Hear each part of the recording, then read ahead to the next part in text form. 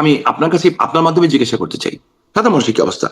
আজকে আমার বন্ধুরা যারা হিন্দু, হ্যাঁ, আমি নাম বলতে পারি কিন্তু বলবো না, এই যাদের ঘরে একটু একটু প্রাপ্তবয়স্ক মেয়ে আছে স্পেশালি, যাদের বয়স 21, 22, 19, 18 বিবাহ, মানে 22, 23, 24 বছর বয়সে যে বিয়ে হবে, এরা ম্যাক্সিমামই এখন এলাকায় থাকছে না, এবং অন্য এলাকায় থাকছে, যে ঢাকা না, ঢাকার বাইরেও থাকছে মুসলমান পরিচয় দিয়ে। এর চেয়ে কষ্ট আমাদের জন্য আর কি হতে পারে? আপনি আমাকে বলেন, আপনি কোথায় আছে দেশটা? একটা নেংটি ইন্দুর সাইজ, ওর নাম আমি জানি না, হবিগঞ্জের কি ওই জুলাই যোদ্ধা নাকি থানা, এইভাবে বসছে, এইভাবে ওই চেয়ারও হাত যে উঠাইছে, ওর হাত উঠানোর ক্ষমতাও নেই। হ্যাঁ, আমরা পুলিশ হত্যা করেছি, ওই দেশে আপনি কিসের আইন শৃঙ্খলা চিন্তা করেন? আবার অ্যারেস্ট হলো, আবার ছাড়া পেয়ে গেল। কারা? ওদের ক্ষমতার উৎস কোথায় আমি জিজ্ঞেস করতে চাই। পুলিশ লাইনে গানের অনুষ্ঠান করেছে, যে গানের অনুষ্ঠানে হামলা করে দিল, কারা এদের? এই সাহস তারা কোত্থেকে পাচ্ছে? এদের ইয়ে কি? আইন শৃঙ্খলা পরিস্থিতি কোথায় গেছে? একজন এমপির বউ কি করছেন? থানায় জিডি করছেন, কেস করছেন যে রানিং এমপি, তার জামাইয়ের গলায় কি রামদা রেখে তাদের সম্পত্তি লিখে নেওয়া হয়েছে। তাহলে সাধারণ মানুষের কি অবস্থা? আমি আপনার কাছে আপনার মাধ্যমে জিজ্ঞাসা করতে চাই, সাধারণ মানুষের কি অবস্থা? আজকে আমার বন্ধুরা যারা হিন্দু, হ্যাঁ, আমি নাম বলতে পারি কিন্তু বলবো না, এই যাদের ঘরে একটু একটু প্রাপ্তবয়স্ক মেয়ে আছে স্পেশালি, যাদের বয়স 21, 22, 19, 18 বিবাহ, মানে 22, 23, 24 বছর বয়সে যে বিয়ে হবে, এরা ম্যাক্সিমামই এখন এলাকায় থাকছে না, এবং অন্য এলাকায় থাকছে, যে ঢাকা না, ঢাকার বাইরেও থাকছে মুসলমান পরিচয় দিয়ে। এর চেয়ে কষ্ট আমাদের জন্য আর কি হতে পারে? আপনি আমাকে বলেন। জি, আপনি আর শেখ হাসিনার নামে দেওয়া হচ্ছে কি? শেখ হাসিনা বলেছেন, আপনার ওই কথা থেকে আরেকটু আপনার কাছ থেকে স্পষ্ট হতে চাই। তাহলে আমি এতটুকু বুঝলাম, ওই দুজন না, আরো বড়, মানে মেজর জেনারেল পর্যায়ের হয়তো কারোর সাথে আপনার কথা হয়েছে।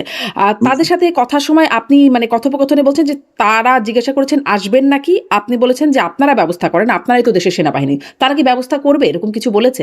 তারা কি ব্যবস্থা করছে?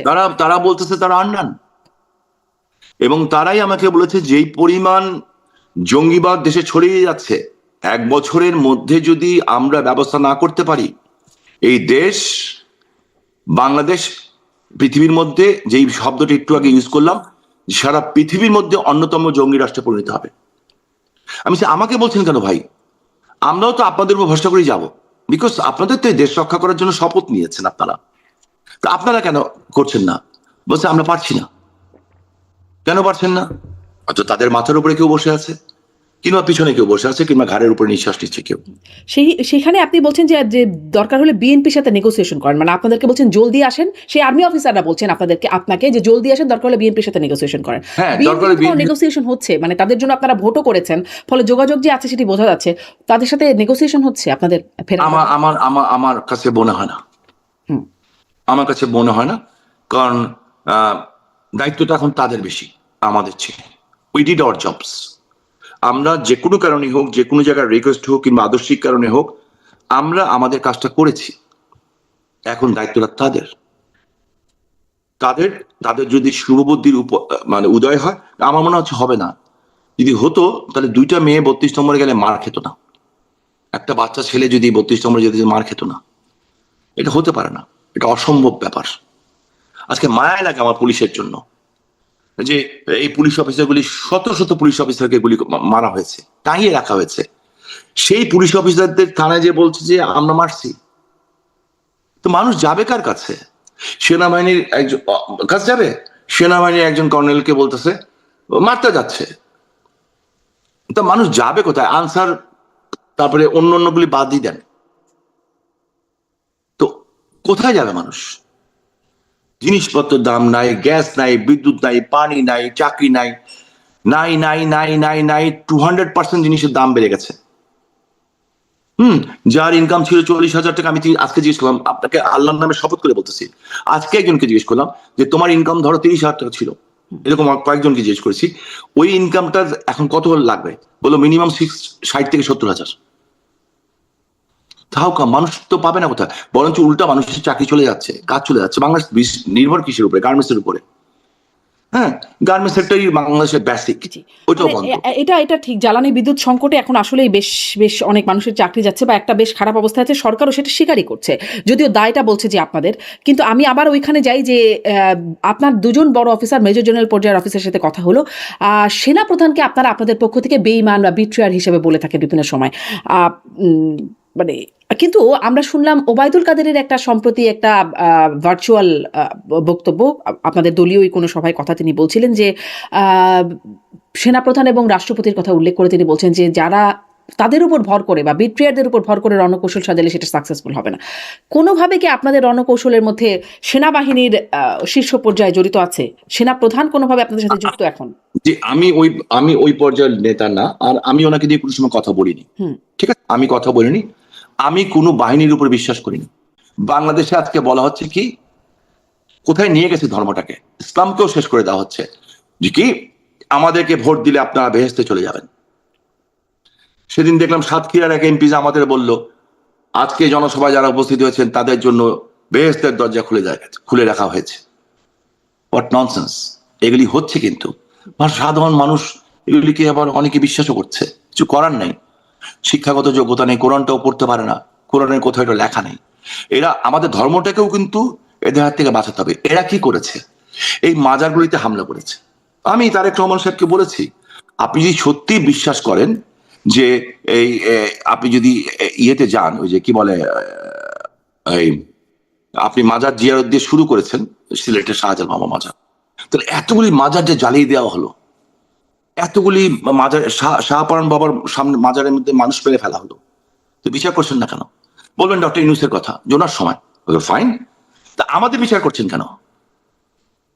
আপনি যদি রিসেন্ট পাস্টের বিচার না করতে পারেন, আমের টিকার জন্য হাজার হাজার বাচ্চা মরে গেল, বিএনপির একজন স্বতন্ত্র এমপি কোর্টে মামলা নিল, সে মামলাও তো গ্রহণ করা হলো, কেন?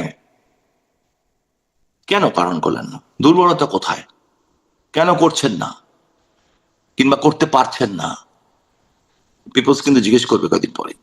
Time is coming. আর একটা জিনিস কি জানেন, truth is beauty, beauty is truth. সত্যকে আপনি মাটি চাপাতে রাখতে পারবেন।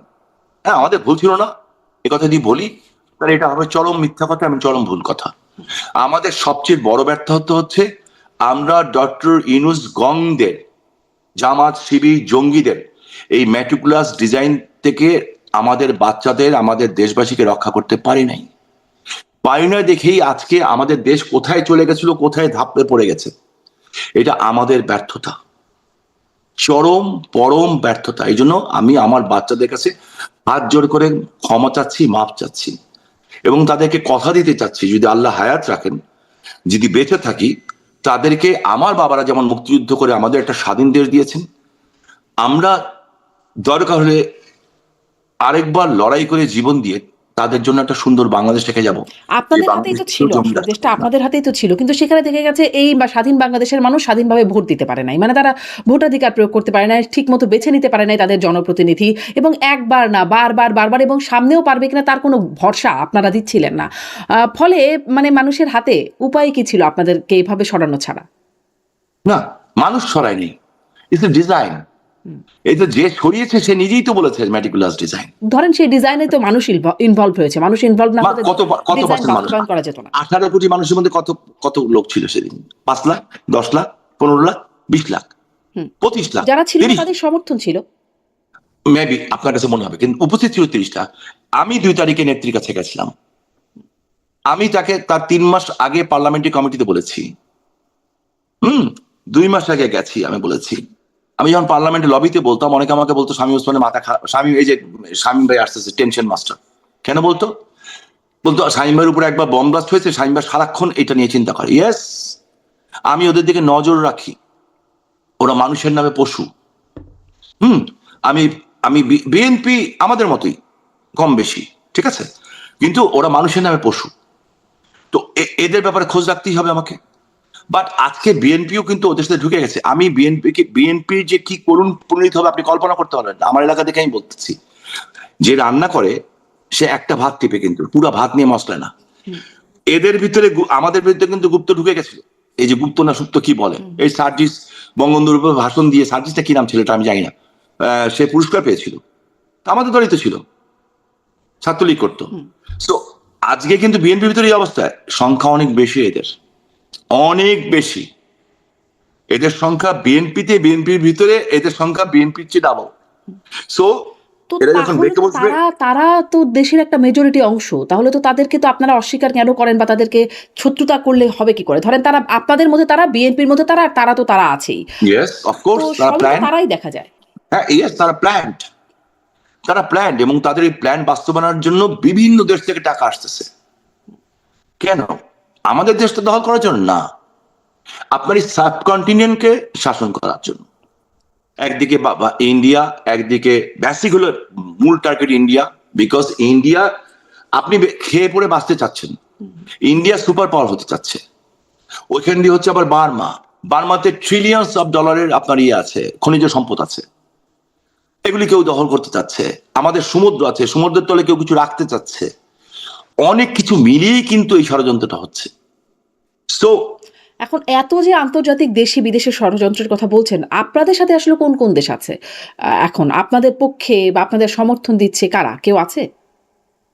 আমি এইটা জানি না যে কারা আছে, তবে আমি এইটা জানি যারা আমাদের স্বাধীনতার বিরুদ্ধে আমাদের সমর্থন দিয়েছিল, তারা ওই বুঝেই স্বাধীনতা যুদ্ধে সমর্থন দিয়েছিল যে বাংলাদেশের স্বাধীন হওয়া দরকার, এবং তাদের জীবনে তাদের বহু লোক রক্তও দিয়েছে। তারা তো পক্ষে আছে, সব তারা পক্ষে আছে। আচ্ছা, আমাদের কিছু ভুল ছিল, ত্রুটি ছিল, হ্যাঁ, এবং সেই ভুল ত্রুটির কারণে কেউ অসন্তুষ্ট থাকতে পারে তখন, বাট ওই ভুল ত্রুটি সংশোধন করি আমাদের সামনের দিকে এগিয়ে যেতে হবে। এবং যারা আমাদের মতো, আমার মতো, ধরেন আমি আমাকে দায়িত্ব নিচ্ছি, যদি আমার ভিতরে আমার কারণে যদি আমার দল, আমার দেশ ক্ষতিগ্রস্ত হয়, তাকে নেত্রী ছেটে ফেলতে হবে, বাদ দিয়ে দিতে হবে। জি। একটা নতুন দেশ দিতে হলে নতুন জেনারেশন লাগবে, নতুন রক্ত লাগবে, নতুন ব্রেন লাগবে, যে স্মার্ট আমার চেয়ে অনেক বেশি তাকে লাগবে। We need them. আমরা পিছন থেকে তাদের জন্য সাপোর্ট দিব, তো আমরা আপনাদের ব্যাকআপ নেতৃত্বে কোনো পরিবর্তন আসছে? আসা উচিত। আমি কেন্দ্রীয় নেতৃত্ব বলছি না, আমি বলছি গ্রাসরুট লেভেল থেকে আসা উচিত। ওই যে উপর থেকে বসিয়ে কমিটি দিব তা না, আপনার মেধাবী লোক দরকার। আপনাকে খুব দ্রুত কিন্তু এই যে গ্যাপটা হয়েছে, এই ধ্বংসযজ্ঞ হয়ে গেছে, এটা কিন্তু খুব দ্রুত রিকভারি ধরেন করতে হবে। এখনো তো দেখা যাচ্ছে মানে সরব অবস্থা হয়েছেন, সম্প্রতি খুব সরব দেখা যাচ্ছে জনাব ওবায়দুল কাদের সাধারণ সম্পাদক, আর আরো যারা পুরনো নেতৃত্ব জাহাঙ্গীর কবির নানক, বাহাউদ্দিন নাসিম, ওনাদেরকে দেখা যাচ্ছে তারা অ্যাক্টিভ রোল প্লে করছেন। নতুন কারা আছেন? নতুন মুখ রাস্তা থেকে সৃষ্টি হয়ে যাবে। তো ফাইল আহমেদ এদেরকে কি কেউ সৃষ্টি করেছে? সৃষ্টি হয়নি, রাজপথ থেকে সৃষ্টি হয়ে গেছে। রাজপথ থেকে যারা সৃষ্টি হয়ে আসে, ওনারা তো অবভিয়াসলি সবাই জ্ঞানী মানুষ, যাদের কথা বলেন, ওনাদের অভিজ্ঞতা কাজে লাগাতে হবে। হ্যাঁ, আপনি একটা নতুন একটা মেয়েকে ধরেন, আপনি একজন জার্নালিস্ট, হ্যাঁ, একটা বাচ্চা যদি আপনার কাছে শিখতে আসে, ও যখন আপনাকে শিখবে যে কিভাবে জার্নালিজম করতে হয়, তো এমন হতে পারে যে কালকে দেখা যাবে যে ও আপনার চেয়ে অনেক বড় জার্নালিস্ট বেশি হবে, যে আপনি ওকে নিয়ে প্রাউড করবেন। বাট কাউকে তো শেখাতে হবে না। তো আমরা যারা আছি তারা, আমরা নার্সিং করব তাদেরকে। আমাদের কিছু সাচ্চা দেশপ্রেমিক দরকার। একটা এলাকায় কিন্তু হাজার হাজার লোক দরকার হয় না, একটা এলাকায় একজন সঠিক গেরিলা যথেষ্ট। হ্যাঁ, হাজার হাজার ভণ্ডর থেকে, সো উই আপনারা নিড। কি যখন ক্ষমতায় ছিলেন তখন সেই ভণ্ডদেরকেই বেছে নেওয়া হয়েছিল? মানে ওবায়দুল কাদের মুখেও বহুত শুনেছি হাইব্রিড, কাউয়া, ফার্মের মুরগি ঢুকে গেছে আওয়ামী লীগে, এরকম যেমন তার মুখে শুনেছি। আবার অন্য নেতারাও কমপ্লেন করতেন যে টাকার বিনিময়ে কমিটি হচ্ছে আপনাদের, মানে যারা আসলে নেতা না তারা নেতা হয়ে গেছেন টাকা দিয়ে, ইত্যাদি ইত্যাদি। সো ভণ্ডরা সত্যি কি আসলে আওয়ামী লীগ দখল করেছিল? অনেক জায়গায় ছিল তারা, ট্রু।